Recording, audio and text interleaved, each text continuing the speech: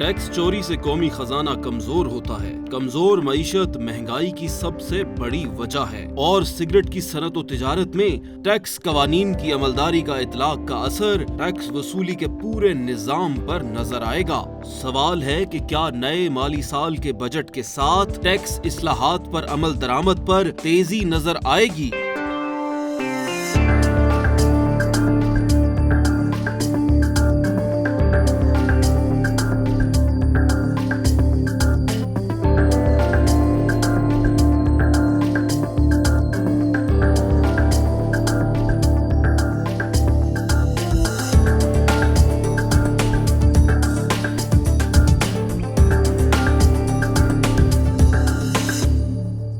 अस्सलाम वालेकुम, मैं हूं फरा।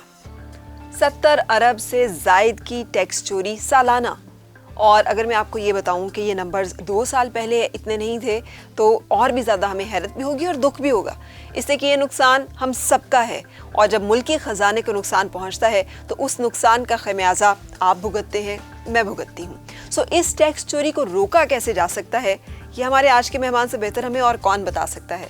अस्सलाम वालेकुम, मैं कहूँगी अशफाक तोला साहब को।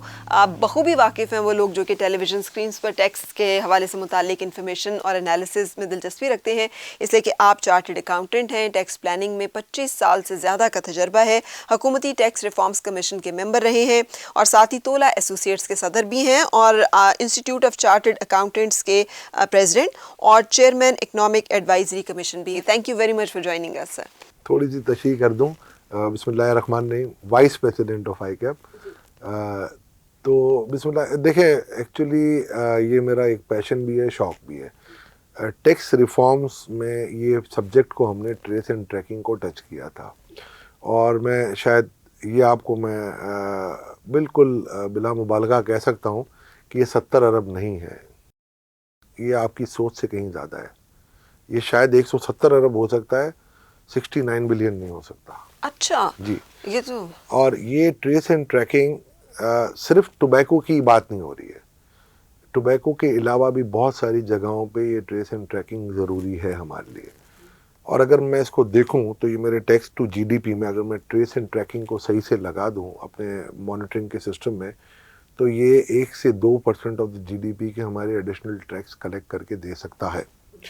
मगर हमारे साथ ये अलमिया है कि इस मुल्क के अंदर जैसे प्राइम मिनिस्टर साहब भी कहते हैं कि 72 साल में जो मेरा एक तज्जिया एक एनालिसिस है कि सबसे ज़्यादा जो चीज़ परवान चढ़ी है ना वो माफियाज है। अनफॉर्चुनेटली इट्स अनफॉर्चुनेट, और इनके इतने डीप पॉकेट्स हैं कि दे कैन बाय एनीवन। बिल्कुल, आई एम सॉरी टू से but this is hard fact of life. बिल्कुल, आपने तो हमें और भी ज़्यादा परेशान कर दिया कि 70 अरब से ज़ायद, मैं इसकी बहुत ज़्यादा। देखें, मैं इस एक्सरसाइज में ये सबसे पहले पाकिस्तान में एक्सरसाइज 2009-10 में शुरू होनी थी और उसकी फुल थ्रॉटल जो काम शुरू हुआ वो 2014 में शुरू हुआ और उस वक्त एक पाकिस्तान की तरफ से एक डेलीगेशन गया था Turkey, I was part of it और वहाँ we were given this demonstration and visit of पहली ये ट्रेस एंड ट्रैक के लिए। वहाँ से आके ये तो हमने ठान लिया था कि जी पाकिस्तान में काफ़ी इस किस्म के इश्यूज आ रहे हैं। जब हमने इसको देखा और जब यहाँ करने की कोशिश की तो बहुत ज़्यादा तकलीफ़ें आईं और मामलात कोर्टों तक पहुँचे, इंटरेस्ट सबके होते हैं और इसमें एक बहुत बड़ा एक पूरा आर्काइव है। अगर मैं आपको मेंशन करूँगा तो शायद आपको पूरा प्रोग्राम इसी में निकल जाएगा। मगर मैं आपको बड़े वसूख के साथ कह सकता हूँ कि इलिसिट ट्रेड आपका जो है, आप खुद सोच रहे हैं, एक 5 पाउंड का पैकेट जो कि यूके में मिलता है, आपके मुल्क में वो इम्पोर्टेड पैक, चलो मैं समझता हूँ थोड़ी सी वैलिडिटी के इशू होंगे, थोड़े से इसकी लाइफ साइकिल के इशू होंगे, ये 200 रुपये में कैसे मिल जाता है?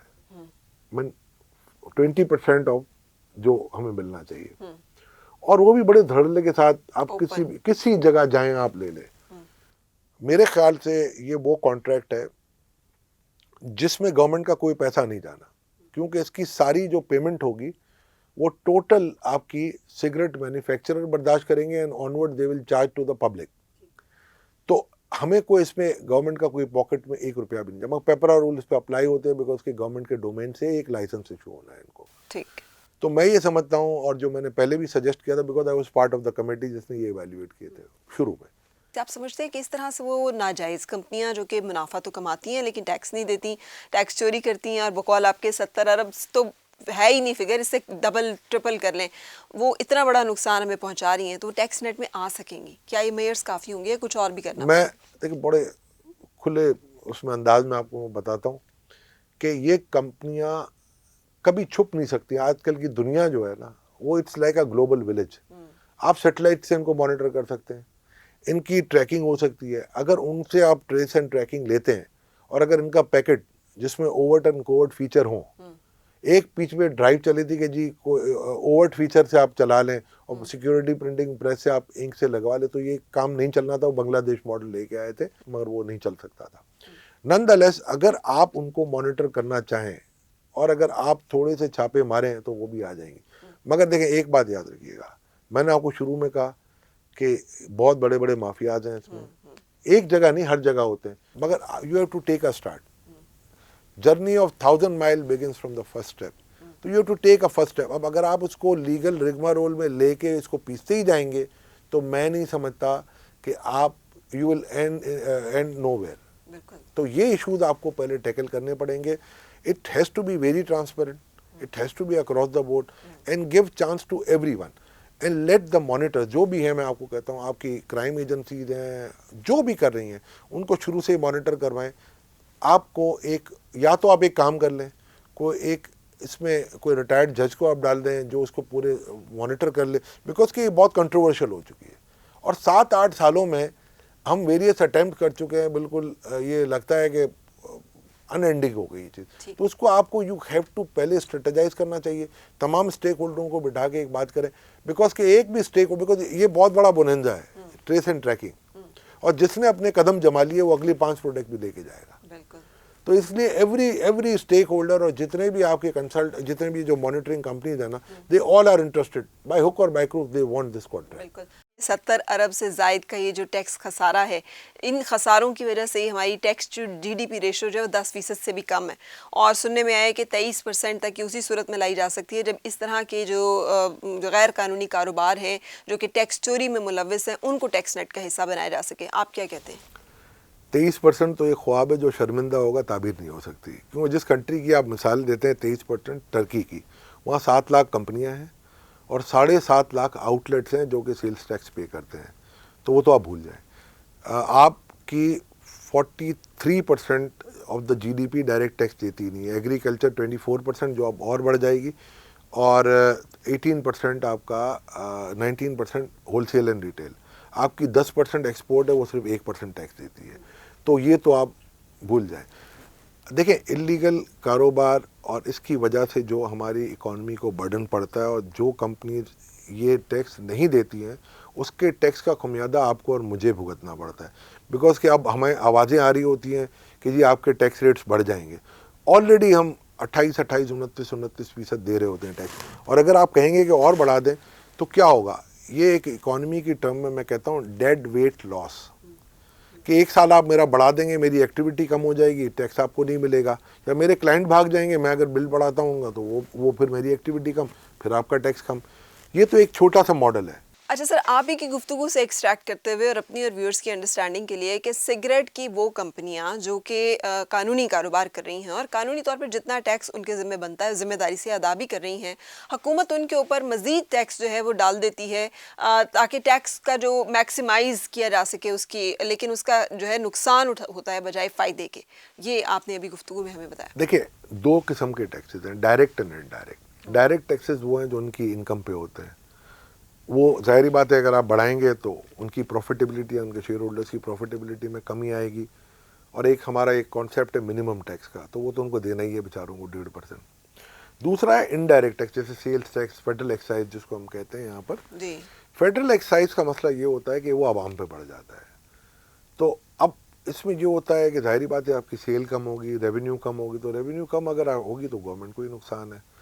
मगर अब इशू ये आ रहा है कि देखें, आपको जब इतना बड़ा आपके पास टेक्नोलॉजिकल एडवांटेज है, अगर आप ये कर सकते हैं, और मैं समझता हूँ कि अगर 8-9 सालों में अगर आप सिर्फ आज तक इस सोच में गुजार चुके हैं कि किस तरीके से करना है, तो मैं ये समझता हूँ ये एक आपकी थिंक टैंक बैठनी चाहिए इस पे और उसको सोचना चाहिए। अगर हम जैसों से आर्काइव लेनी है तो हम देने के लिए भी तैयार हैं। मैं खुद उस कमेटी का पार्ट रहा शुरू में एज ए वॉच डॉग। तो हमने काफ़ी चीज़ें ऑब्जर्व की और मैं ये समझता हूँ कि मेरा ख्याल है जो कंपनीज टैक्स पे नहीं कर रही हैं, मेरा ख्याल है आपको उन पे एडमिनिस्ट्रेटिवली, जब तक आप ये सिस्टम इम्प्लीमेंट नहीं करें, एडमिनिस्ट्रेटिवली आपको उनको पकड़ना पड़ेगा और उसके बाद आपको इन सब के साथ एक सलूक रखना पड़ेगा। वरना हमारे लिए प्रॉब्लम ये आ जाएगी कि फिर ये जो कंपनीज हैं जो कि रेगुलर टैक्स पे करती हैं, मेरा ख्याल है वो भी डिस्करेज होंगे। तो बिफोर दे गेट डिस्करेज, मेरा ख्याल है उनको इनकरेज करने के लिए आपको अक्रॉस द बोर्ड पॉलिसीज़ बनानी पड़ेंगी और across the board taxes implement करने पड़ेंगे। और ये जो चोरी होती है एक्साइज की और जिस तरीके से इनकम टैक्स की और जो हिडन फैक्ट्रीज़ हैं इनकी, उस पर पहले आपको छापे मारने पड़ेंगे और उनको आपको रिकॉर्ड पे लाना पड़ेगा। बिल्कुल से हिडन फैक्ट्रीज की आपने बात की, आर दे रियली हिडन? जैसे आपने खुद कहा कि यार सैटेलाइट का दौर है, छोटी सी दुनिया है, ग्लोबल विलेज, और ट्रैक सिस्टम की आप बात, ट्रैक एंड ट्रेस सिस्टम की आप बात करें तो हिडन तो नहीं है चीज़ें। देखें, सिगरेट वो चीज़ है कि जो एक कमरे में मैं आपको फैक्ट्री लगा देता हूँ। अच्छा, ठीक है ना, छोटी सी जगह है, आप ब्रांड की वो रेसिपी डाल दें और मेरा ख्याल है उसकी सिगरेट प्रोड्यूस होनी शुरू हो जाएंगे। अब किस घर में कौन सी मशीन लगी हुई है किसी को भी नहीं पता है। ये हुआ है और होता था, अभी भी हो रहा होगा। मगर ये चीज़ें आपको, जब तक आप एक हमेशा याद रखिएगा कि जब आप कानून को इन्फोर्स करते हैं सही तरीके से तो 90% लोग जो होते हैं ना वो ईमानदार हो जाते हैं। सही। 10% वो होंगे जो आपके बिल्कुल ईमानदार होंगे, 10% वो होंगे जिसके लिए आप जो भी लॉ लेके आए वो कहीं ना कहीं से अपने चीज़ें निकाल लेंगे और उसको सरकमवेंट कर देंगे। 80% फेंसर होता है। तो अगर आप लॉ की इन्फोर्समेंट सही करेंगे तो 90% आपका ईमानदार हो जाएगा। अगर आप लॉ को इन्फोर्स नहीं करेंगे, वो लीनियंसी देखेंगे तो 90% आपका बेईमान हो जाएगा। बिल्कुल, बहुत तो ये इन्फोर्समेंट है।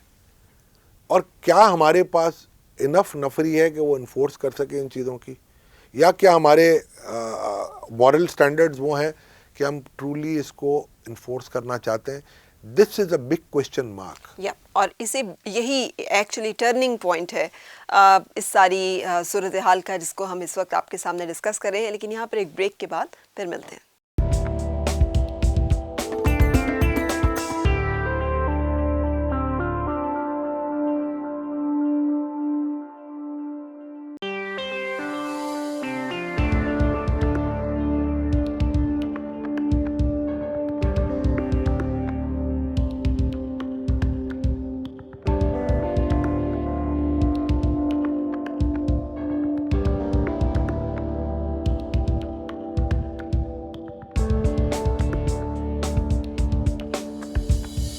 बेहतर पाकिस्तान, मगर कैसे?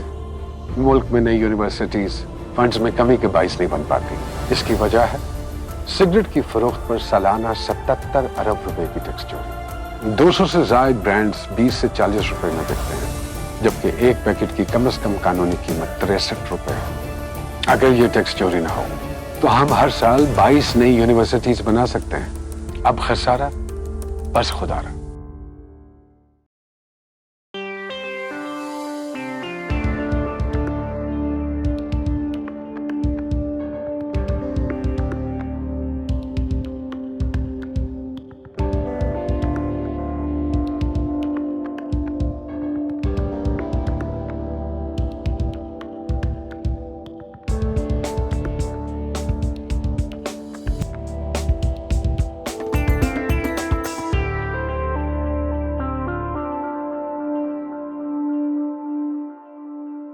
Welcome back. ब्रेक से पहले हम बात कर रहे थे और अशफाक तुला साहब ने जो बात की, और आप सब उन्हें बहुत अच्छी तरह से जानते हैं, चार्टर्ड अकाउंटेंट हैं, हुकूमती टैक्स रिफॉर्म्स कमीशन के मेंबर रह चुके हैं, आजकल वाइस प्रेसिडेंट हैं इंस्टीट्यूट ऑफ चार्टर्ड अकाउंटेंट्स के। और जैसे कहना चाहिए ना सर, आपने पल्स पे, दुखती रग पे हाथ रख दिया था ब्रेक से पहले। आपने कहा था कि हमें देखना होगा कि जो इन्फोर्समेंट के इदारे हैं उनके पास मतलूबा नफरी ताकत मौजूद है, दूसरा आपने कहा विल मौजूद है। सो विल की अगर बात की जाए तो आजकल तो छापों की तादाद में नुमायां तौर पर इजाफा देखा जा रहा है। वज़ीर आज़म पाकिस्तान ने भी बात की थी कुछ इस टैक्स चोरी से मुताल्लिक, और उस पर उनकी भी एक बड़ी मजबूत राय जो है वो सामने आई है। सो विल को तो हम आप क्या समझते हैं कि अभी भी उसमें कुछ कमी है? और दूसरा जो इवेजन, ये जो टैक्स का, इसके लिए एफबीआर का डिपार्टमेंट, इनलैंड रेवेन्यू डिपार्टमेंट, ये मेजर डिपार्टमेंट है और इसका कलीदी किरदार है। क्या कमियां हैं उसमें? और जो नफरी की आप बात कर रहे थे, अगर कम है तो कैसे पूरा किया जा सकता है? टोटल हमारी जो नफरी है कस्टम्स और इनलैंड को मिला के 23, 23.5 मैक्सिमम 24,000 है। और जर्मनी में जो हमसे कहीं छोटी पॉपुलेशन का है, उनकी टैक्स डिपार्टमेंट या जो आपकी जो रेवेन्यू अथॉरिटी है उसमें 1,18,000 लोग हैं और हमसे कहीं ज़्यादा एडवांस है।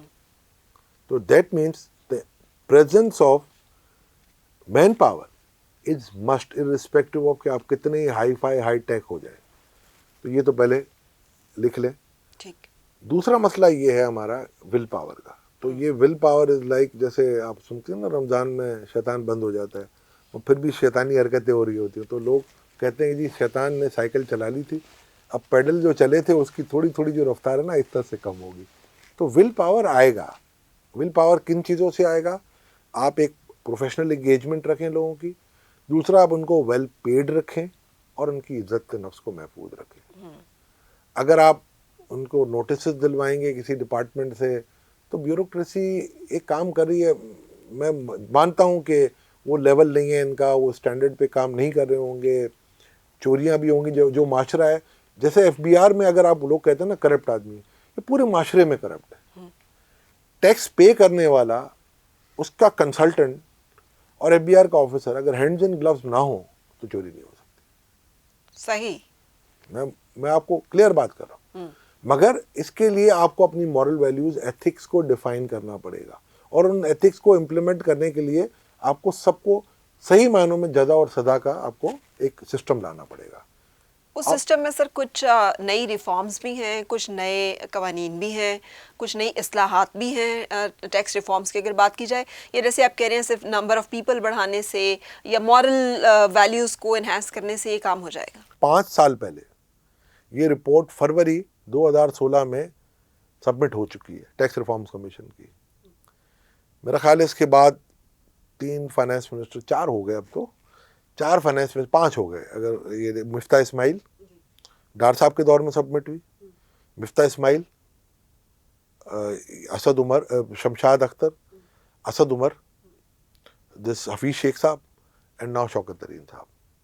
इनमें से मेरा ख्याल है शायद किसी ने उस रिपोर्ट को सही पढ़ा नहीं है। तरीन साहब ने कुछ चीज़ों पे अब मेरा ख्याल है गौर करना शुरू किया है कि डिस्क्रिशनरी पावर वगैरह कहाँ है, तो वी विल हेल्प हिम, क्योंकि हमारा काम यही है कि एक अगर बेहतर पाकिस्तान, जैसे आपने एक स्लोगन लगाया, तो हमारा भी यही फार्मूला है कि जी पाकिस्तान बेहतर हो और उसमें हर बंदा अपनी हैसियत के हिसाब से टैक्स भरे, ताकि मुझ पे और आप पे, जिस पे हर दफ़ा एक बोझ लाद दिया जाता है, वो कम से कम होता है। सर मैं ये रिपीट करना चाहूँगी, 5 वज़ीर ख़जाना तब्दील हो गए, लेकिन जो रिपोर्ट है उसको किसी ने पढ़ा नहीं, जबकि दावा सबका ये है कि मुल्की निज़ाम में टैक्स कलेक्शन में बेहतरी लाना चाहते हैं, आवाम को रिलीफ देना चाहते हैं। तो ये बावजूद है या फिर ये नेग्लिजेंस है या ये लापरवाही है, इसको क्या कहा जा सकता है? देखिए, एक्चुअली जब ये टैक्स रिफॉर्म कमीशन की रिपोर्ट आई थी, इसके बाद एक टैक्स रिफॉर्म इम्प्लीमेंटेशन कमेटी बनाई गई थी। इसमें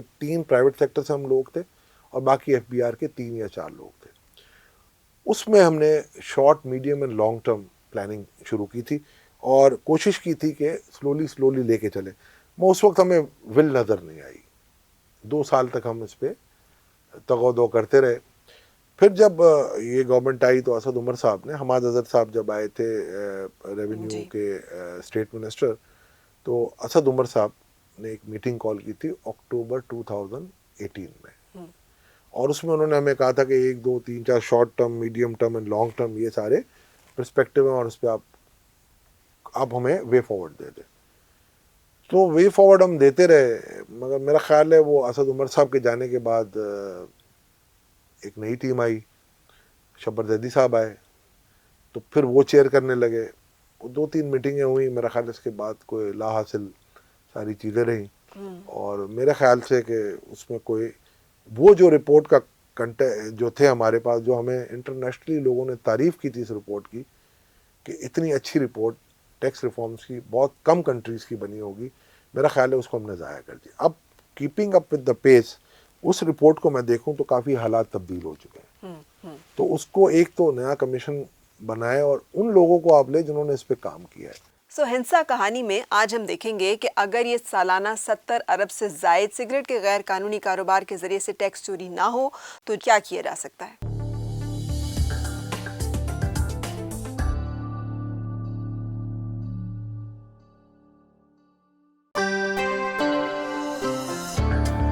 रेस्क्यू 1122 वो अवामी बहबूद की स्कीम है जिसने हादसे की सूरत में अवाम की खिदमत का जो मयार साबित किया, उसका एतराफ़ हर जगह हुआ। अगर गैर कानूनी सिगरेट सेक्टर में टैक्स चोरी का खात्मा हो जाए, ये फंड्स रेस्क्यू 1122 जैसे अवामी खिदमत के लिए मुख्तस हों, तो ये सर्विस मुल्क के दीगर इलाकों के लिए भी शुरू हो सकती है। याद रहे कि रेस्क्यू 1122 अब तक 9.3 मिलियन विक्टिम की मदद कर चुकी है। 3,10,000 रोड हादसे में रेस्क्यू फराहम की गई, जबकि 57,200 मेडिकल इमरजेंसी को सहूलत फराहम की गई, जिनमें 1,62,000 नाजुक हालत के मरीजों को बेहतर तिब्बी सहूलियात की मुंतकिली शामिल है। सूबा भर में 15,500 से जायद आग लगने के वाकयात में भी रेस्क्यू 1122 ने हादसे का शिकार लोगों की मदद की। 70 अरब से जायद की सालाना टैक्स चोरी को रोकना होगा ताकि ये रकम अवाम की फलाह बहबूद के लिए मुख्तस की जा सके। आप हमसे रब्ता कर सकते हैं www.behtarpakistan.com पर। ट्विटर हैंडल है हमारा @behtarpakistan, और इसके अलावा आप हमें फॉलो कर सकते हैं फेसबुक पे बेहतर पाकिस्तान पेज पे, इंस्टाग्राम पे बेहतर पाकिस्तान और यूट्यूब पे बेहतर पाकिस्तान। तोला साहब अगली एपिसोड में भी हमारे साथ होंगे। जुड़ते रहिए बेहतर पाकिस्तान के साथ। इस वक्त इजाज़त चाहूँगी। अल्लाह हाफिज़।